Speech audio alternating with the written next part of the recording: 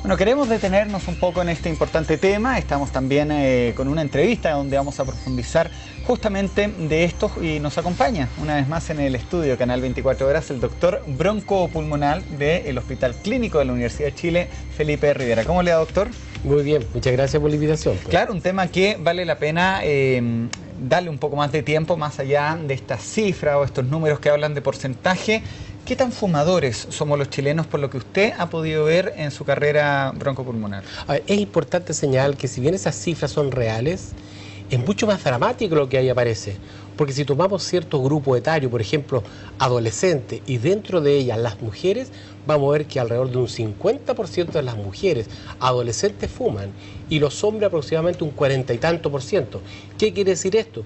Que hay un grupo que va a estar condenado a sufrir las máximas de las enfermedades cuando tenga 20 o 30 años más. Por tanto, si no hacemos mucho más cosas de las que estamos haciendo, vamos a estar hipotecando la salud de nuestros jóvenes. Claro, y volviendo al tema original, a una persona que lleva varios años fumando, usted habla que los efectos se hacen sentir 2, 3 décadas después. ¿Qué tanto daña el organismo el cigarro médicamente? Si uno tuviera que tratar de sacar algún órgano, algún sistema en el cual el cigarrillo no produzca daño, no lo encontraría. Así. Toda vez que mucha gente dice cigarrillo igual cáncer pulmonar. Claro. A mi abuelita, a mi tía no le dio cáncer y fuma 40 años. Pero el cigarrillo mata más frecuentemente por cardiopatía isquémica. Esto es infarto agudo del miocardio. ¿Qué pasa? En el certificado de función no dice muerto por tabaco, muerto por cigarro. Murió de una enfermedad coronaria. Y la enfermedad coronaria, una de sus principales causas, conjuntamente con el colesterol, sedentarismo, el tabaquismo es uno de sus factores importantes. Cánceres desde la lengua, boca, labios, laringe, tráquea, pulmones, que es la más característica, ¿no es cierto? Pero también vejiga, colon, páncreas, estómago, es decir, todas partes. Inflamaciones, ¿no es cierto? Que traqueitis, bronquitis, pero también hay una serie de fenómenos inflamatorios en que todo el organismo tiene activado un proceso que implica destrucción celular. Es decir, un individuo que fuma, por ejemplo, tiene más riesgo de padecer de complicaciones postoperatorias. Una madre que fuma tiene más riesgo de tener guaguas de menor peso, guaguas con daño crónico pulmonar, con déficit de la función pulmonar. ¿Qué quiere decir esto? Que probablemente las madres fumadoras, si siguen así, nunca vamos a tener un nuevo Chino Río, ¿no es cierto?, un nuevo atleta. ¿Por qué? Porque aparentemente, y eso está demostrado, que los hijos de madres fumadoras por algún tiempo tienen un desarrollo pulmonar menor, y especialmente aquellas que siguen fumando cuando la guagua está al lado. ¿Qué quiere decir esto? Quiere decir entonces que el fumador pasivo tiene tanto riesgo o incluso más riesgo de aquel que está fumando activamente porque está fumando sin querer. Me llama la atención lo que dice usted de las madres que están embarazadas. ¿Qué tanto daño hace el cigarro en el periodo de gestación? Usted lo decía, pero en términos concretos, más allá del desarrollo de los niños, mi pregunta va, ¿hasta cuándo hay que dejar de fumar para una madre embarazada? No hay que fumar nunca. Eso es lo mejor. Lamentablemente todos cuando jóvenes hemos fumado por esta cosa de la moda, de tratar de imitar a nuestros profesores, a muchos médicos, etcétera, etcétera. Pero se ha demostrado que la madre, incluso antes de estar embarazada, pueden producirse alteraciones celulares que pueden coincidir con malformaciones fetales a futuro. Si fuma durante el embarazo, hay que recordar que la guagua se alimenta de una estructura, ¿no es cierto?, que es la placenta. Claro. El cigarrillo, el tabaquismo produce alteración de la forma que alimenta la guagua la placenta, vasoconstricción, los vasos se estrechan y por ahí pasa la sangre, el oxígeno, el alimento. Por lo tanto, las guaguas de las madres fumadoras tienen menor peso al nacer. Y si uno mira el peso, se correlaciona con mayor morbilidad, mayor cantidad de enfermedades, especialmente la enfermedad más frecuente de la guagua son las respiratorias. Doctor, usted sabe que esta entrevista también tiene consultas de la gente. Usted hablaba de tratar de dejar de fumar y a través del Twitter, Alipio Nogales está preguntando ahí justamente si le puedo consultar a usted del cigarrillo electrónico. Se ha hablado mucho de eso, han habido unas polémicas con el Ministerio de Salud, el ISP, ¿sirve, no sirve, es dañino? ¿Cuál es su opinión en torno al famoso cigarrillo electrónico? A ver, lo que hay que entender es que el cigarrillo es una adicción Y la adicción significa una alteración, ¿no es cierto?, de varios puntos de vista. Primero, una alteración de tipo química, es decir, el organismo, especialmente el cerebro, se acostumbra a la droga que es la nicotina y que la necesita, química. Una cosa, ¿no es cierto?, una adicción psíquica.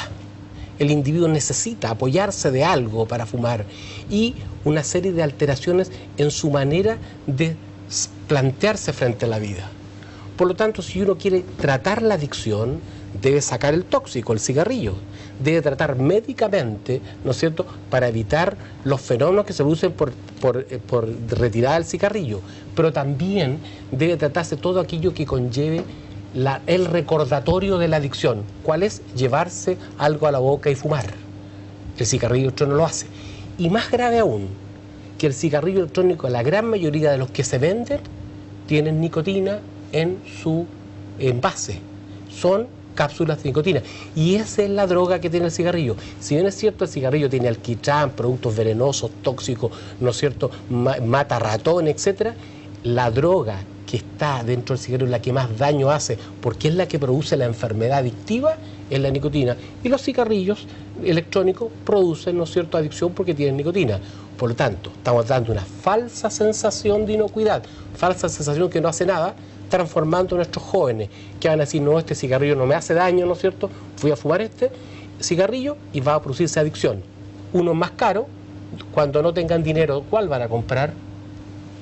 El tabaco. Hay una pregunta relacionada a lo que usted decía, al tema psíquico, la hace Gustavo, dice, ¿a qué se deben esas ansias de querer fumar? A ver, lo que pasa es que la nicotina, cuando se jala, se aspira al cigarrillo, se demora pocos segundos, 5 o un poco más segundos, en llegar a una estructura, ¿no es cierto?, del cerebro que se llama núcleo accumbens. Para no entrar en tecnicismo, un sector que es exactamente el mismo sector donde llega la cocaína, la heroína, el alcohol y todas las drogas, y produce una sensación de placer. ¿Ya? Entonces, el sistema nervioso central se acostumbra a tener esta sensación de bienestar, de placer, y cuando falta la droga, empieza a exigir. Y entonces viene esta ansiedad de fumar, el craving que se llama. Y si no existe durante un buen tiempo, se produce entonces el síndrome de privación, exactamente igual que el alcohol. La diferencia es que si tiene ingesta de cocaína tiene que hacer una serie de malabares para conseguírsela, pero si tiene cigarrillo baja al kiosco de la esquina y lo compra. Usted está hablando de las drogas y justamente de eso nos consulta Luis Rosales. ¿Por qué el cigarro no es catalogado como una droga, siendo que produce adicción, enfermedades y muchas veces, usted lo ha visto, muertes? A ver, el cigarrillo, desde el punto de vista de su comportamiento por tener nicotina, cumple todas las características catalogadas por ser una droga que produce adicción. Eso no hay ninguna duda. ¿Qué pasa? Existe, ¿no es cierto?, desde que se inventó, ¿no es cierto?, la forma de liar el cigarrillo industrialmente, ¿no es cierto?, una expresión de la gente a fumar cada vez más frecuente, hasta llegar a tasas o a frecuencia, ¿no es cierto?, como la que vemos. Y se ha desarrollado toda una industria, unas ganancias sobre los impuestos, ganancias de las grandes tabacaleras, que han implicado, ¿no es cierto?, que esto sea muy difícil de contrastar. Y por otro lado, no se puede prohibir por ley ninguna cosa por buena que sea.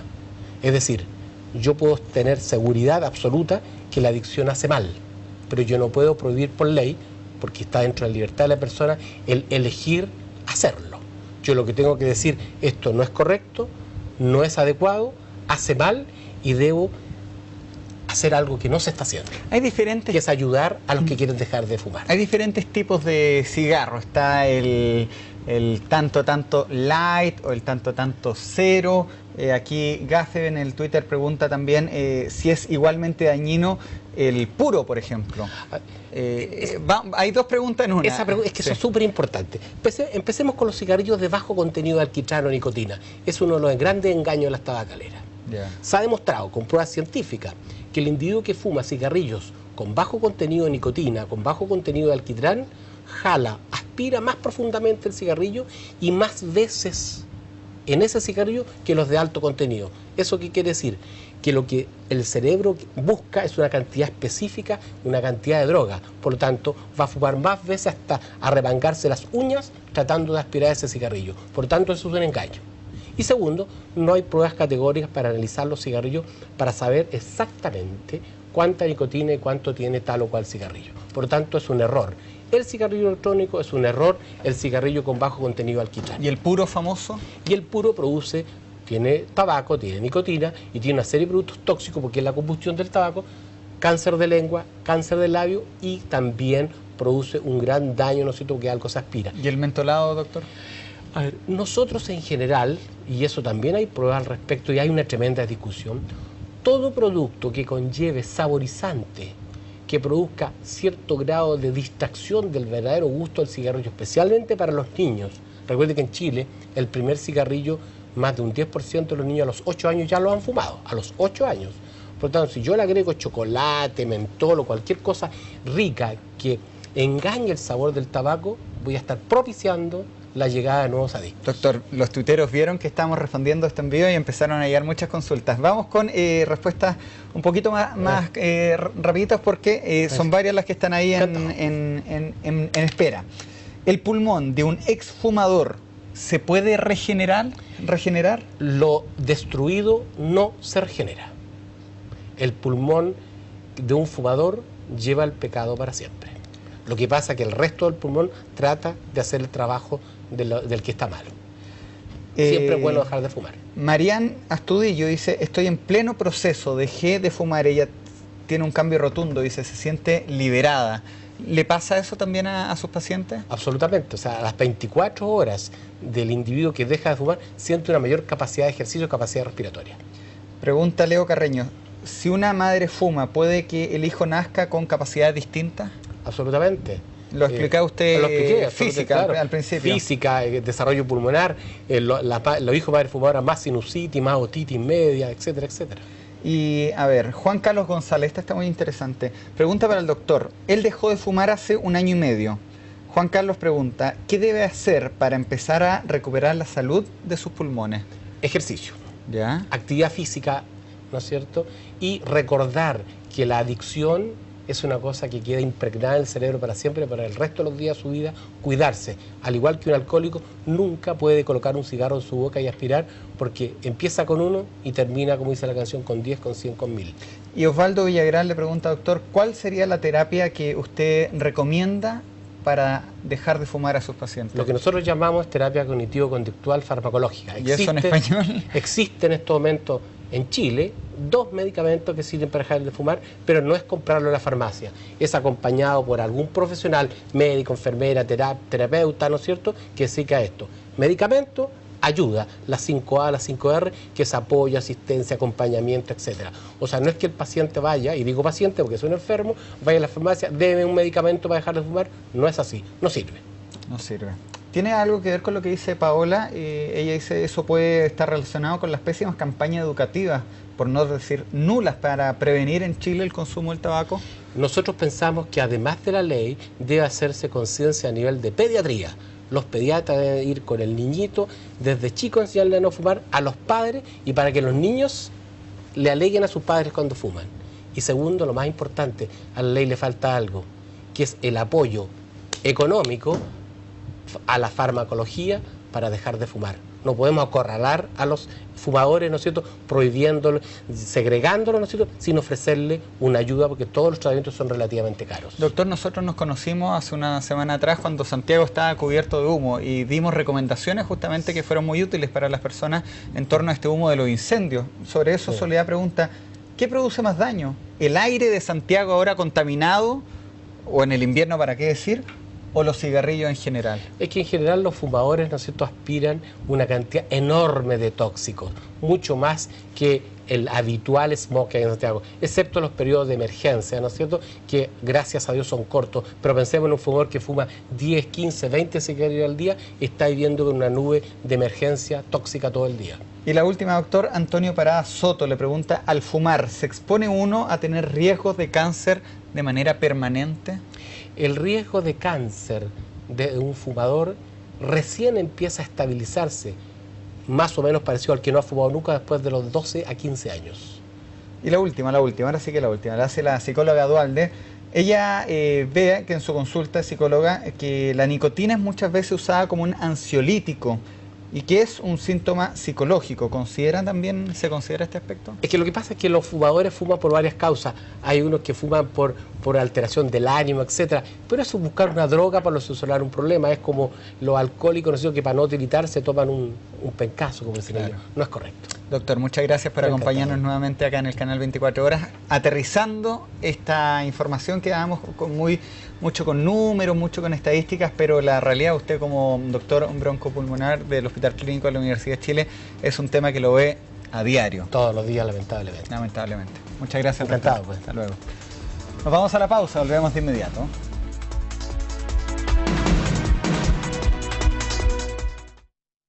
Porque si tomamos cierto grupo etario, por ejemplo, adolescentes, y dentro de ellas las mujeres, vamos a ver que alrededor de un 50% de las mujeres adolescentes fuman y los hombres aproximadamente un 40 y tanto %. ¿Qué quiere decir esto? Que hay un grupo que va a estar condenado a sufrir las máximas de las enfermedades cuando tenga 20 o 30 años más. Por tanto, si no hacemos mucho más cosas de las que estamos haciendo, vamos a estar hipotecando la salud de nuestros jóvenes. Claro, y volviendo al tema original, a una persona que lleva varios años fumando, usted habla que los efectos se hacen sentir de complicaciones posoperatorias. Una madre que fuma tiene más riesgo de tener guaguas de menor peso, guaguas con daño crónico pulmonar, con déficit de la función pulmonar. ¿Qué quiere decir esto?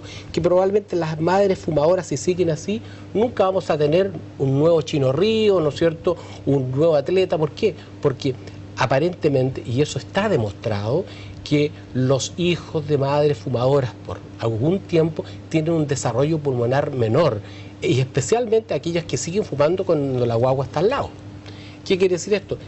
Bueno, queremos detenernos un poco en este importante tema. Estamos también con una entrevista donde vamos a profundizar justamente de esto, y nos acompaña una vez más en el estudio Canal 24 Horas el doctor broncopulmonar del Hospital Clínico de la Universidad de Chile, Felipe Rivera. ¿Cómo le va, doctor? Muy bien, muchas gracias por la invitación. Claro, un tema que vale la pena darle un poco más de tiempo, más allá de estas cifras o estos números que hablan de porcentaje. ¿Qué tan fumadores somos los chilenos, por lo que usted ha podido ver en su carrera broncopulmonar? Es importante señalar que si bien esas cifras son reales, es mucho más dramático lo que ahí aparece. Juntamente con el colesterol, sedentarismo, el tabaquismo es uno de sus factores importantes. Cánceres desde la lengua, boca, labios, laringe, tráquea, pulmones, que es la más característica, ¿no es cierto? Pero también vejiga, colon, páncreas, estómago, es decir, todas partes. Inflamaciones, ¿no es cierto?, que traqueitis, bronquitis, pero también hay una serie de fenómenos inflamatorios en que todo el organismo tiene activado un proceso que implica destrucción celular. Es decir, un individuo que fuma, por ejemplo, tiene más riesgo de padecer 2, 3 décadas después. ¿Qué tanto daña el organismo el cigarro médicamente? Si uno tuviera que tratar de sacar al órgano algún sistema en el cual el cigarrillo no produzca daño, no lo encontraría. Así. Toda vez que mucha gente dice cigarrillo igual cáncer pulmonar. Claro. A mi abuelita, a mi tía no le dio cáncer y fuma 40 años. Pero el cigarrillo mata más frecuentemente por cardiopatía isquémica. Esto es infarto agudo del miocardio. ¿Qué pasa? En el certificado de función no dice muerto por tabaco, muerto por cigarro. Murió de una enfermedad coronaria. Y la enfermedad coronaria, una de sus principales causas,